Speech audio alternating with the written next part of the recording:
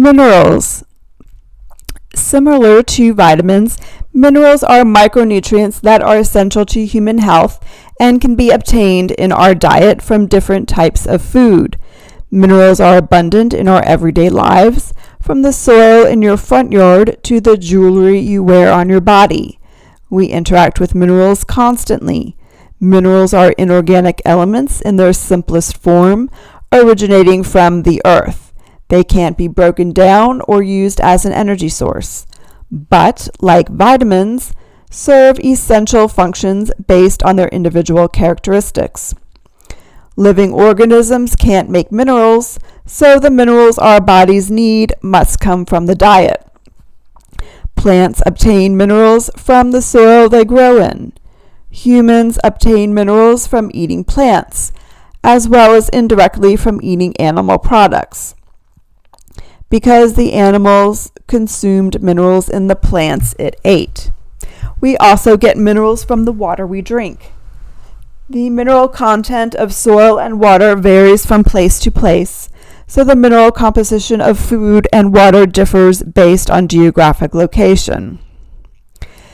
The classification of minerals. Minerals are classified as either major minerals or trace minerals, depending on the amount needed in the body. Major minerals are those that are required in the diet in amounts larger than 100 milligrams each day. These include sodium, potassium, chloride, calcium, phosphorus, magnesium, and sulfur. These major minerals can be found in many foods. While deficiencies are possible with minerals, consuming a varied diet significantly improves the individual's ability to meet their nutrient needs.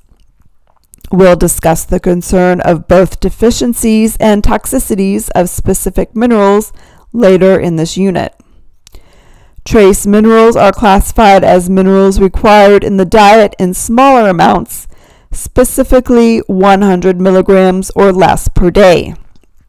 These include iron, copper, zinc, selenium, iodine, chromium, fluoride, manganese, and molybdenum. Although trace minerals are needed in smaller amounts, a deficiency of a trace mineral can be just as detrimental to your health as a major mineral deficiency. Minerals are water soluble and do not require enzymatic digestion. They are absorbed directly into the bloodstream, although some minerals need the assistance of transport proteins for absorption and transport in blood. Minerals are not as efficiently absorbed as most vitamins, and many factors influence their bioavailability.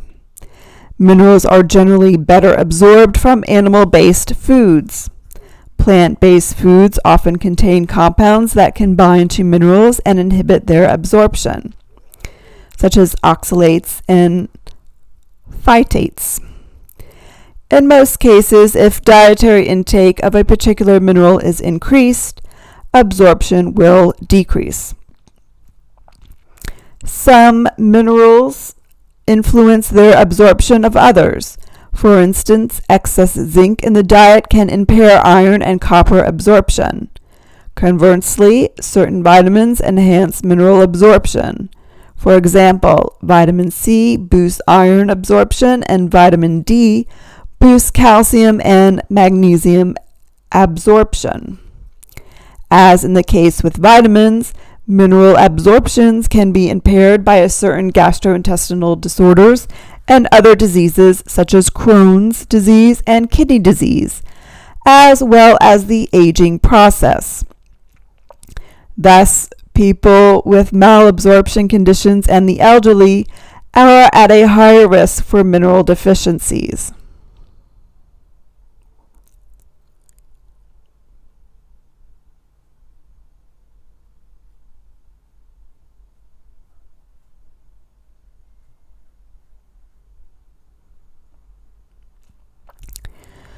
Sources of vitamins and minerals. Eating a variety of foods from all food groups is the best way to ensure you are getting all the micronutrients needed for a healthy diet. Each food group lends itself to specific vitamins and minerals.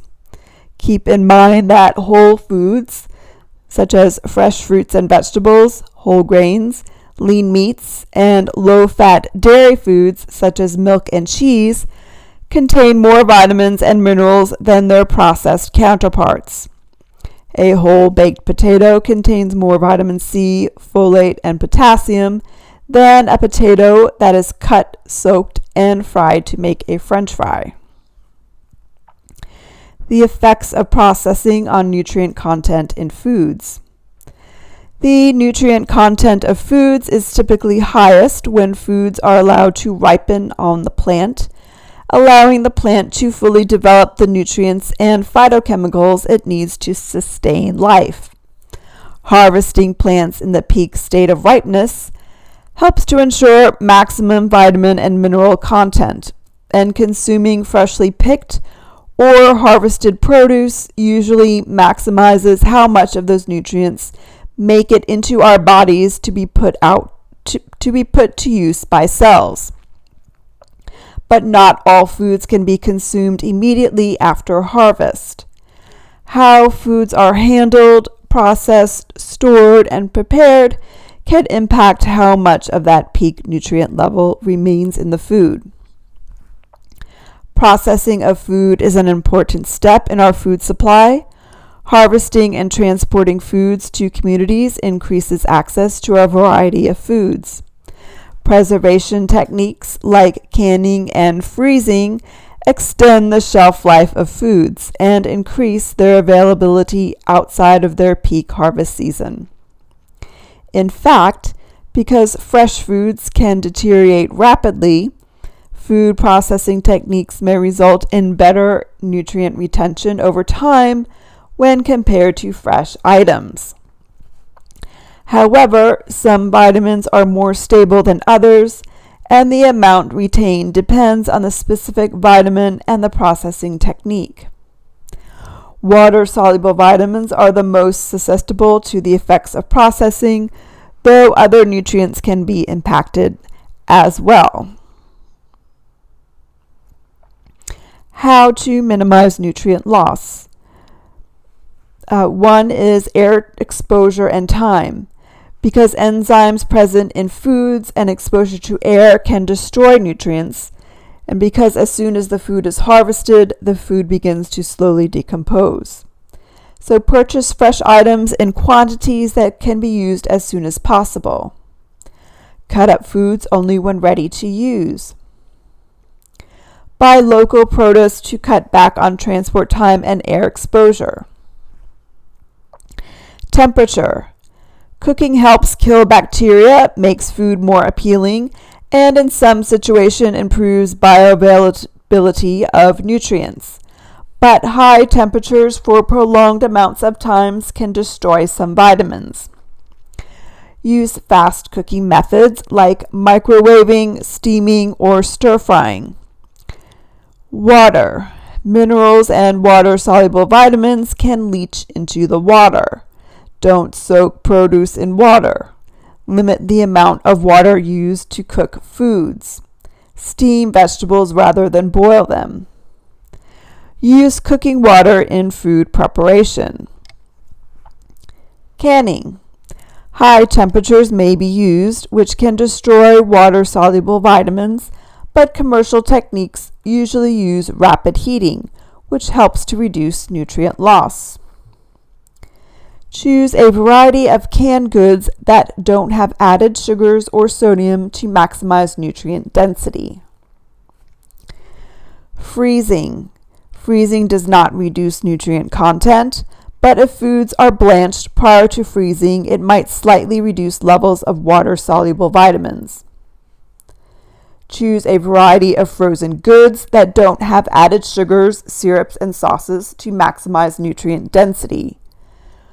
Refining of grains. Many B vitamins, minerals, and phytochemicals, as well as fiber, are lost when whole grains are refined. Choose whole grains whenever possible. Minerals. Similar to vitamins, minerals are micronutrients that are essential to human health and can be obtained in our diet from different types of food. Minerals are abundant in our everyday lives, from the soil in your front yard to the jewelry you wear on your body. We interact with minerals constantly. Minerals are inorganic elements in their simplest form, originating from the earth. They can't be broken down or used as an energy source, but, like vitamins, serve essential functions based on their individual characteristics. Living organisms can't make minerals, so the minerals our bodies need must come from the diet. Plants obtain minerals from the soil they grow in.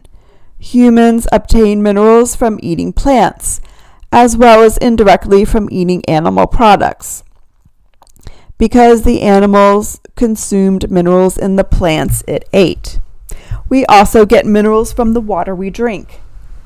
The mineral content of soil and water varies from place to place, so the mineral composition of food and water differs based on geographic location. The classification of minerals. Minerals are classified as either major minerals or trace minerals, depending on the amount needed in the body.